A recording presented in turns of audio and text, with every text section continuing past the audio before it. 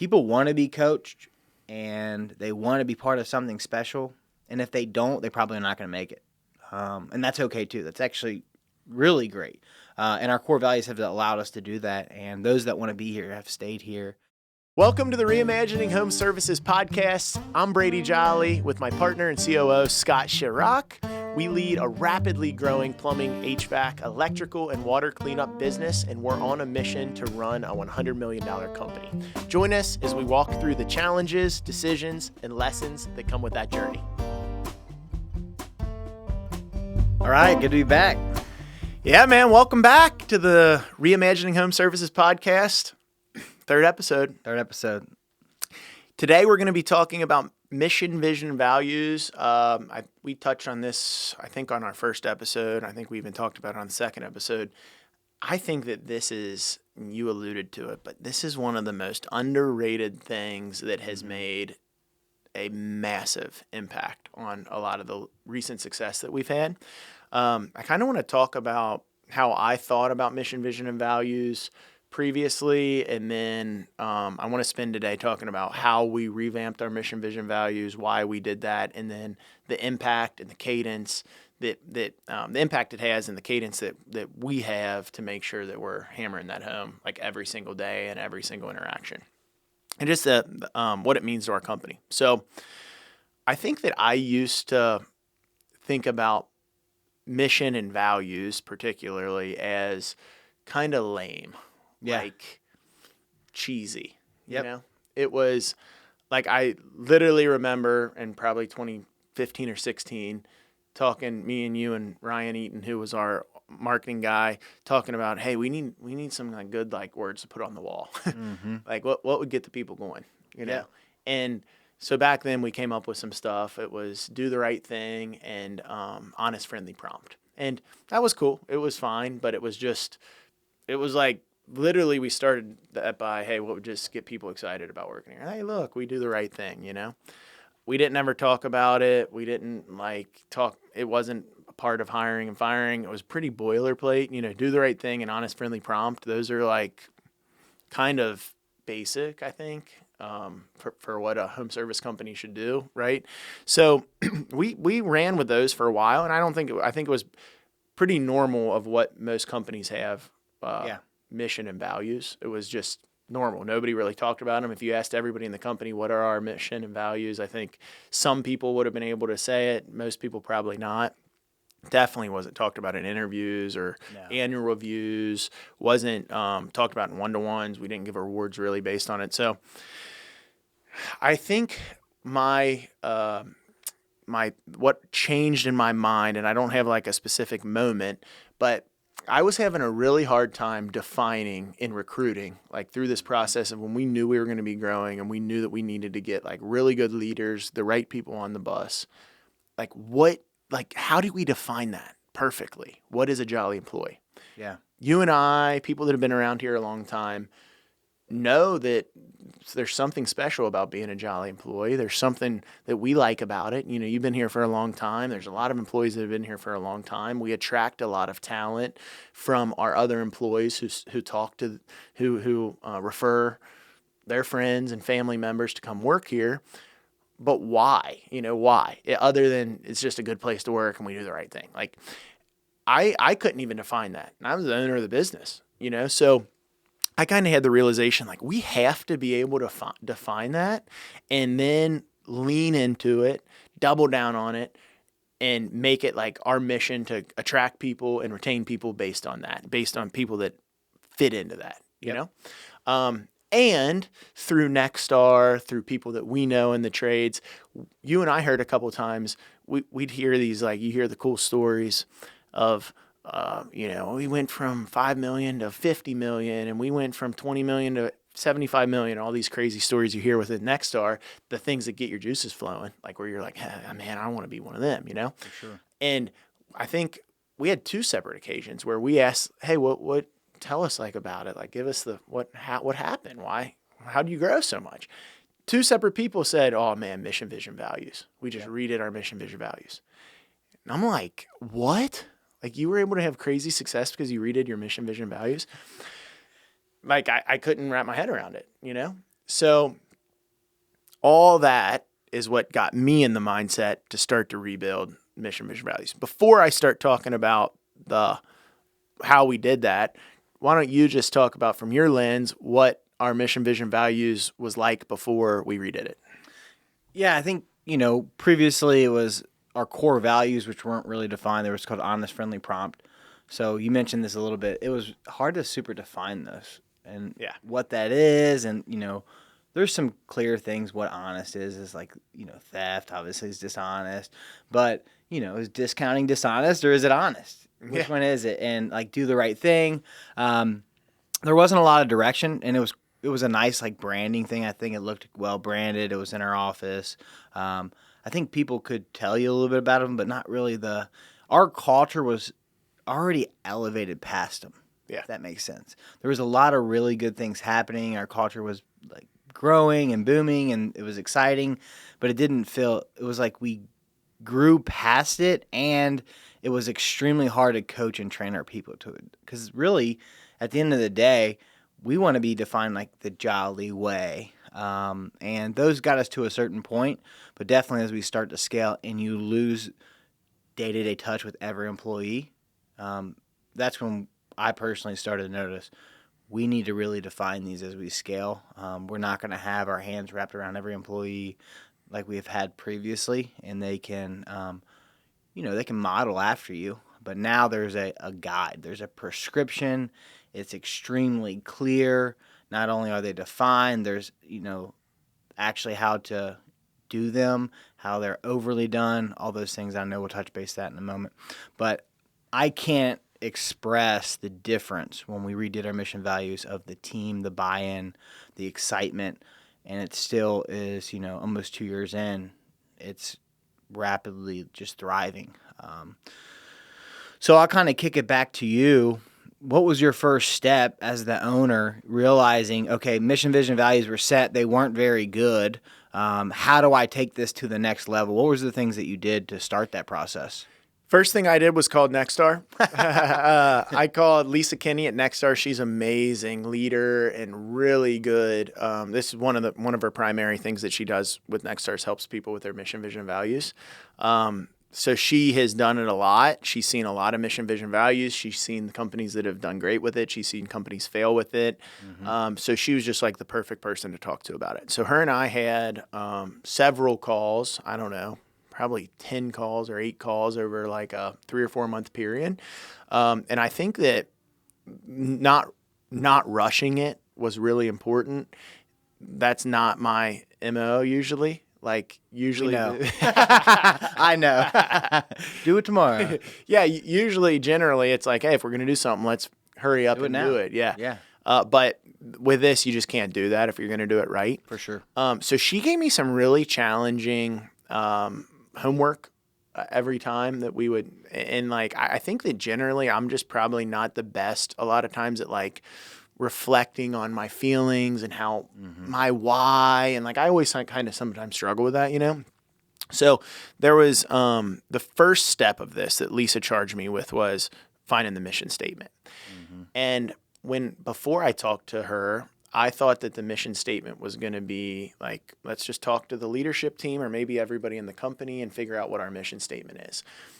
Her charge, and I totally agree with this now, is like the mission statement is the leader of the company, the owner of the company, the head of the company. It's their mission because they're going to be the one constant in that company, And so I kind of struggled with that at first. Generally, I like to get everybody's buy-in and get everybody's thoughts, but I really just tried to think, okay, what is my mission here? Mm-hmm. What has been the mission of Jolly? My dad, when he started it, and all the way till now, what is our mission?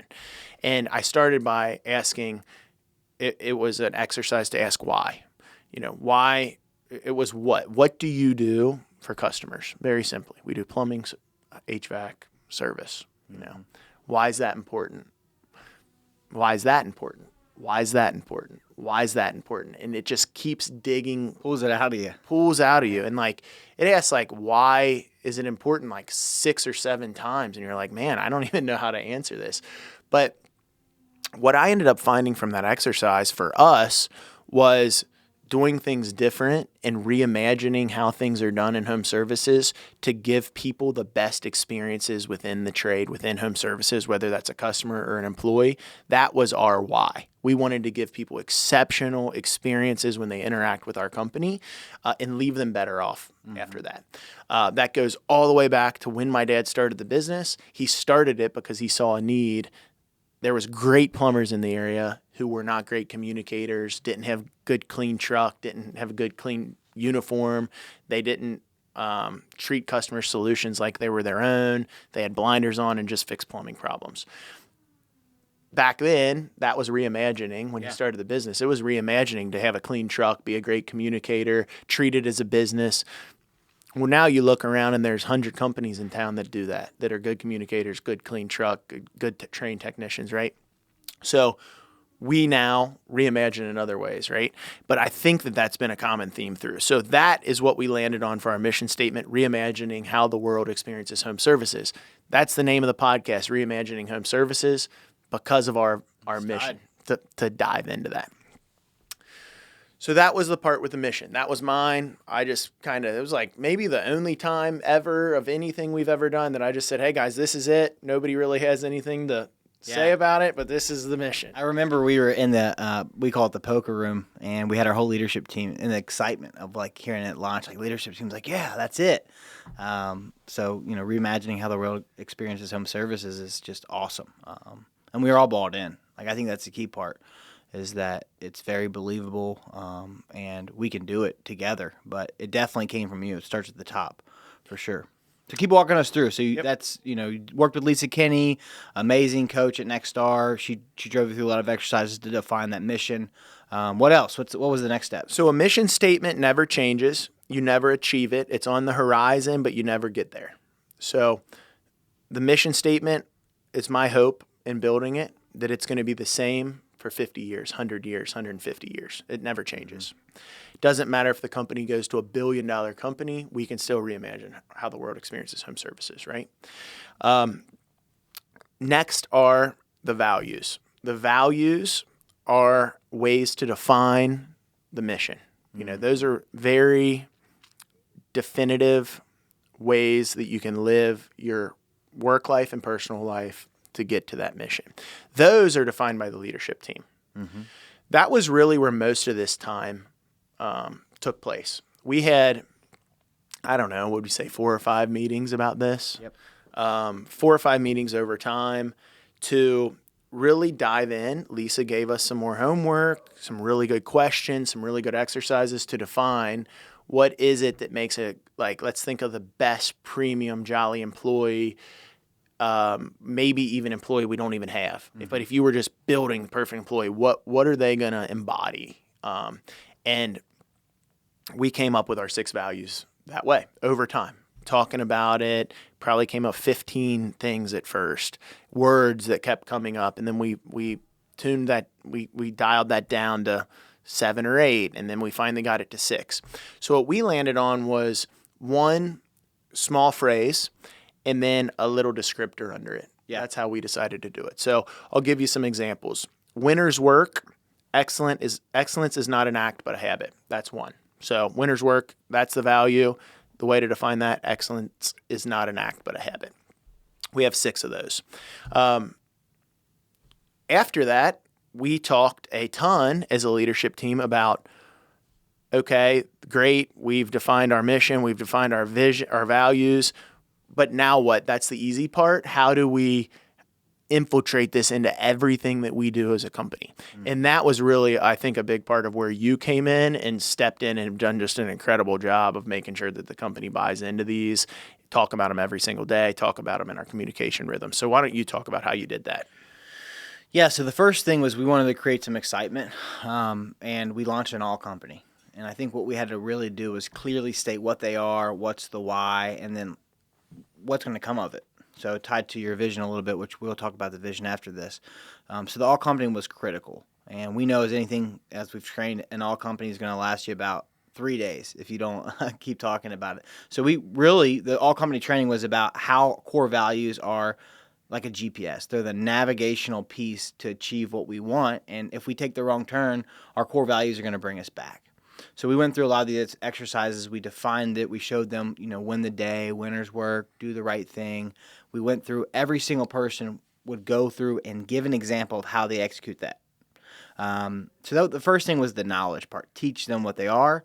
And then we started piecing them and then everything. So real quick, let me jump in. The all company, my favorite part was we put the massive signs around our gym. Oh, they're huge. Yes. Huge signs Very around our visual. gym. Launched them on the day of Yeah. the all company meeting. Had them done late that night, so everybody comes into the gym like, oh my gosh, what are these new signs in our gym? I mean, they're like 12 feet wide. They're Each massive. one with a value. And they look beautiful. So that was the first thing, all company. Then we added it to our 101 form. So every single week, every individual goes through and ranks themselves. What core value did they execute? Or maybe what core value did they have a challenge with? So it lives in your 1-to-1. We trained our leaders to be stating the mission statement. In our weekly trainings, we talk about core values. The biggest thing where this lives, and it's the most exciting thing, is our recognition board. So every single day, the entire company is giving recognition to each other assigned to a core value, which just gets me absolutely excited. So we have little, emojis of our core values. Shout out to Jeff. We call him the Wizard. He's our IT guy. He does a lot of fun stuff on Discord. But he was able to have an emoji for every single one of our core values. And throughout the day, 40 to 50 messages are going out there, and people are tagging each other, and leaders are sending it out as well. But every time we recognize somebody, a core value is tied to it. So if they're helping another person or they're picking up a late call, here to serve. If they're busting their butt, or they're figuring out, oh man, I'm going to close this water heater. I could do it tomorrow, but I'm going to work a little bit later to win the day and winner's work. And you're going to see these things every single day throughout. It's really the employees spreading the message. And that caught on like wildfire. Was really exciting. And then it also lives inside of our daily huddle.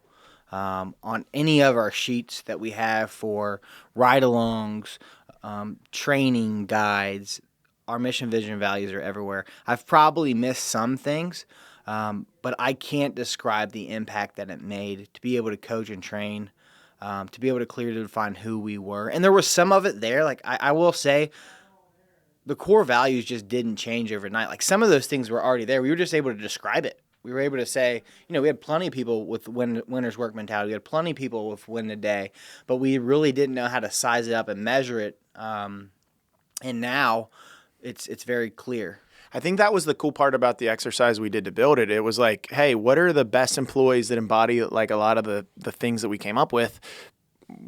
How do they act? The one, be the name. It's just the definition of Jolly. It's like one of my favorite values because it's lucky that our name means something cool like that. Happy and cheerful and encouraging in a friendly way. You look at some of our customer reviews, you look at what people say about it. That's a lot of the theme that comes up. Man, these guys are just happy. They get along well. And like the techs at my house were like cutting it up and they were so fun. I loved being around them all day.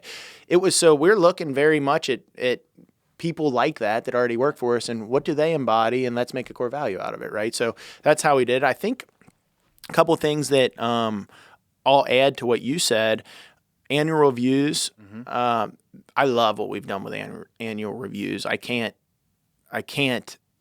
overstate that enough. It's all about the core value. It's every single core value you're ranked on 1 through 5. You talk about how you live that. I mean, our annual review process has completely changed because of this.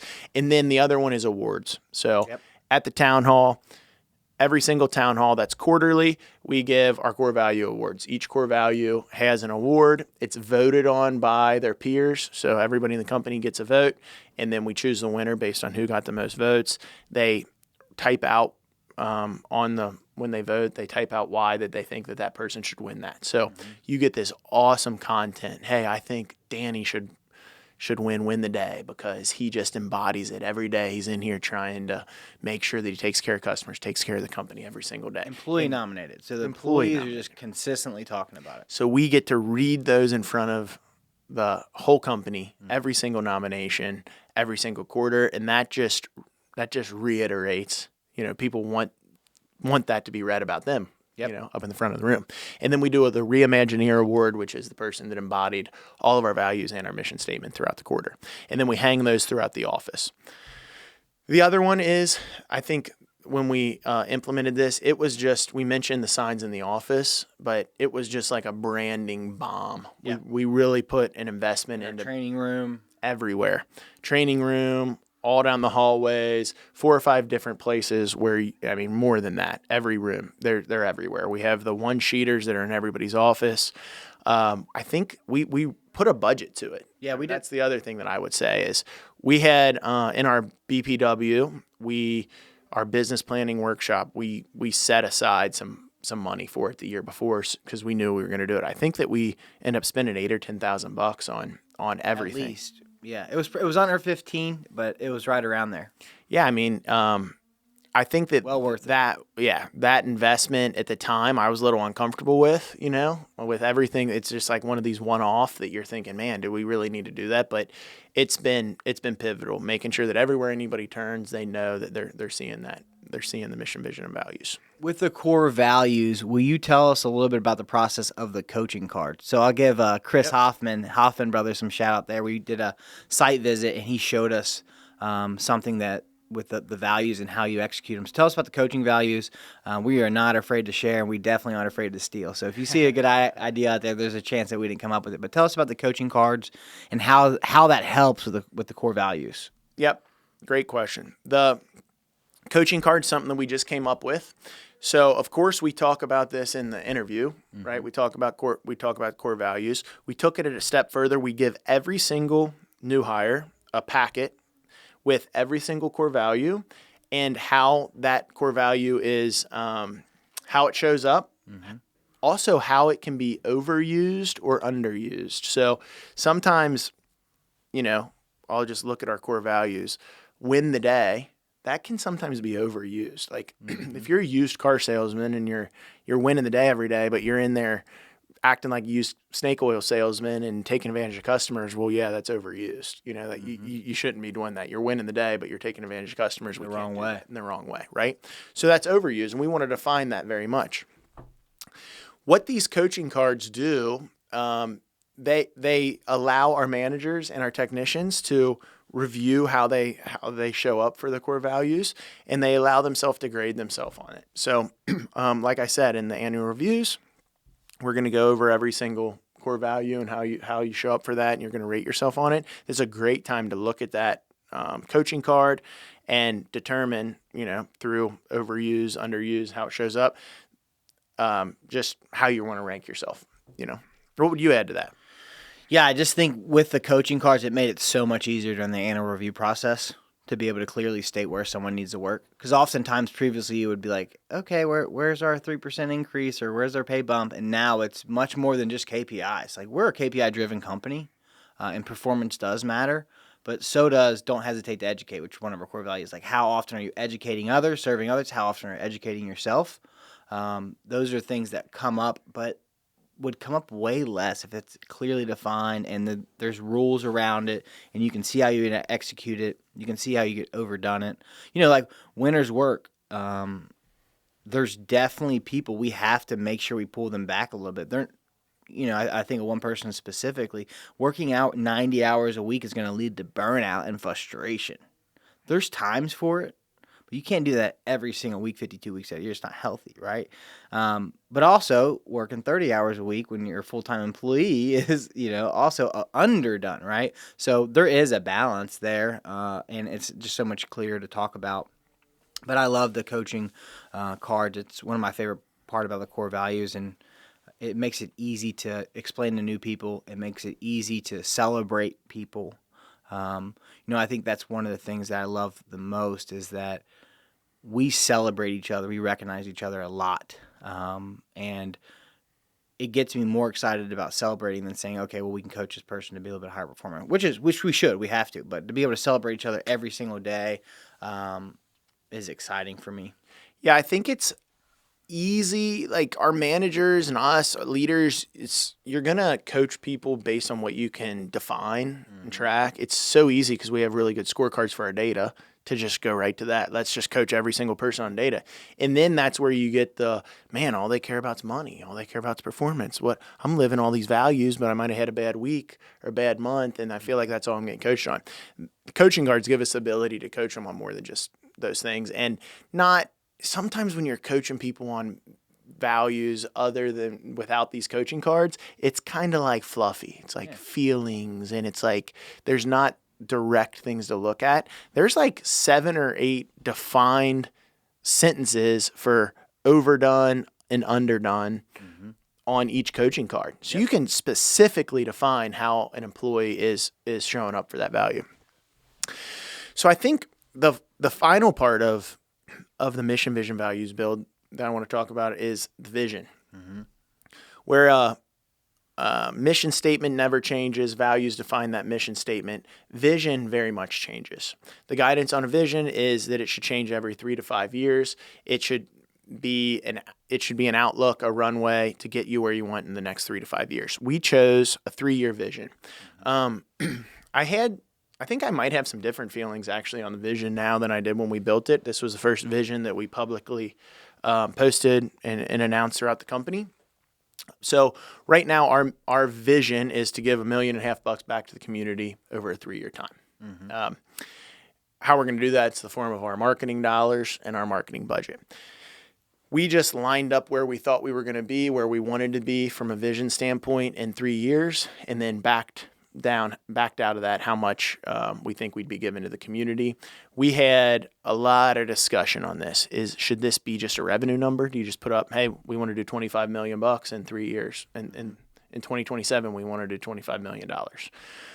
We decided not to do that because we wanted to lean into the impact that it would make on people if we did that. I mean, the truth is we're going to do community marketing and community bunch of donations regardless, but I think that the community thing was a perfect fit because we just didn't talk about that enough. It was something that we would literally get surveys back, like company surveys, when we ask our employees stuff and say, hey, I think we should do more community involvement. And then I'm looking at how much we're spending on community. I'm like, oh my gosh, we didn't share it. We're spending a ton, but I'm not even communicating to people what we're doing. Right. So I think that that's done well. And I actually like the idea of not just putting a revenue number up there. Yep.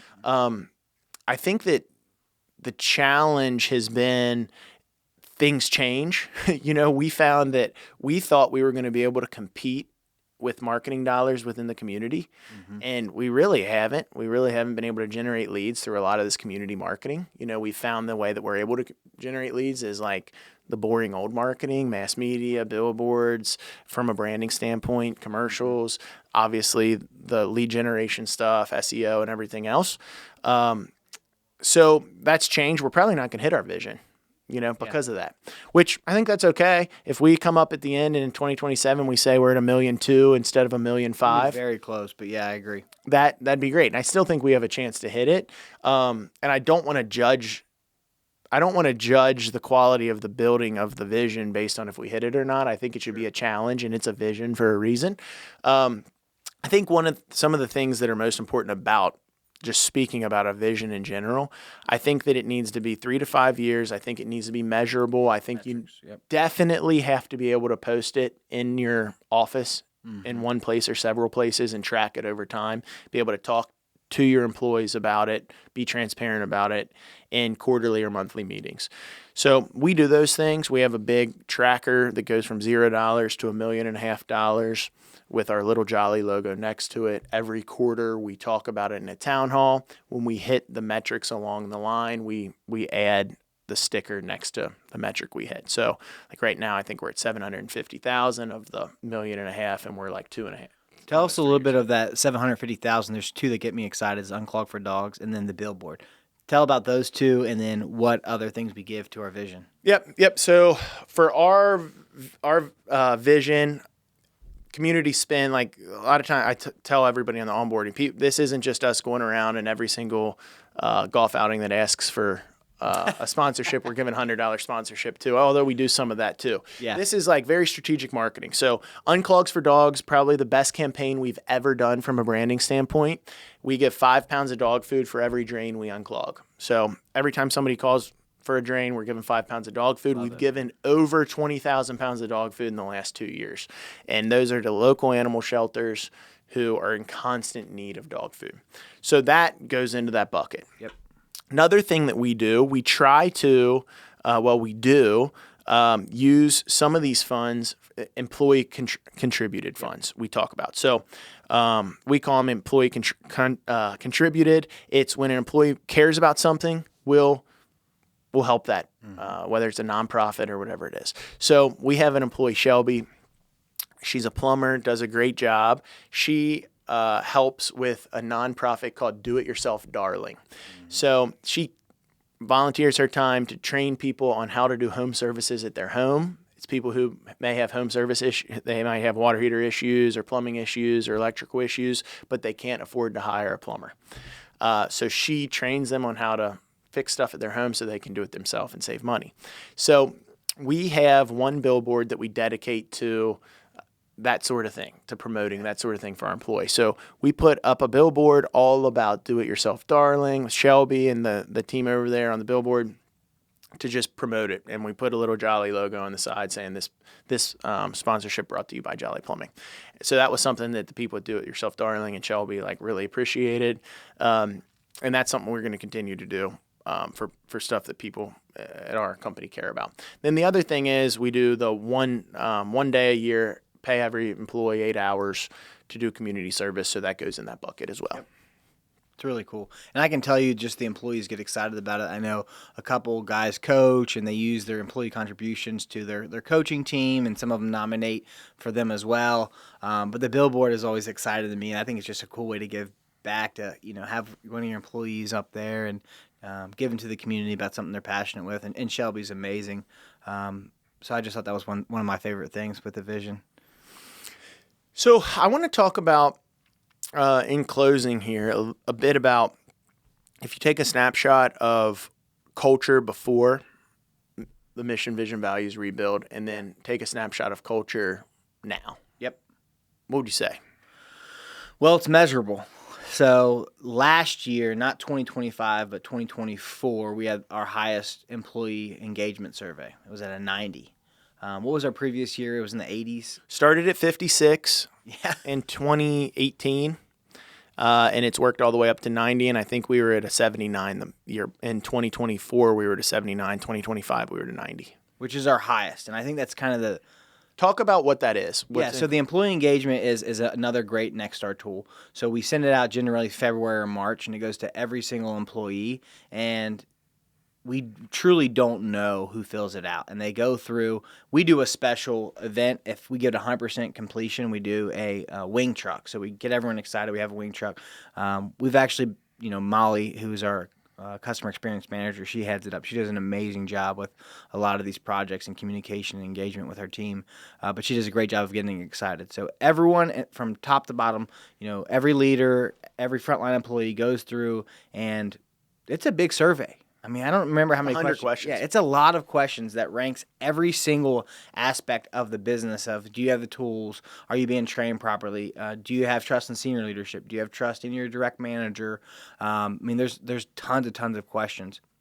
And we use that tool every year to define what we're going to do in budget planning, what we're going to do for strategic priorities.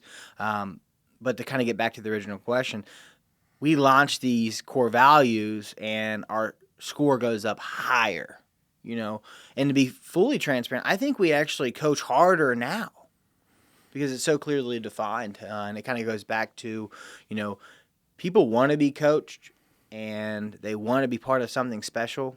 And if they don't, they probably are not going to make it. And that's okay too. That's actually really great.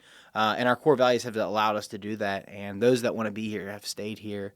So going from that 78 to the 90 employee engagement score, I think is a direct correlation from mission, vision, values. Totally agree. I think that I used to think that I'd hear about these companies that had like 90, 92, and 93 out of 100 engagement score. And I'm like, dude, they must just be giving everything to their employees. It must just be like free handouts left and right, tons of PTO. You don't got to work past 3. Like, how's this possible? And it was probably because our engagement score was bad and I was trying to justify it. Right.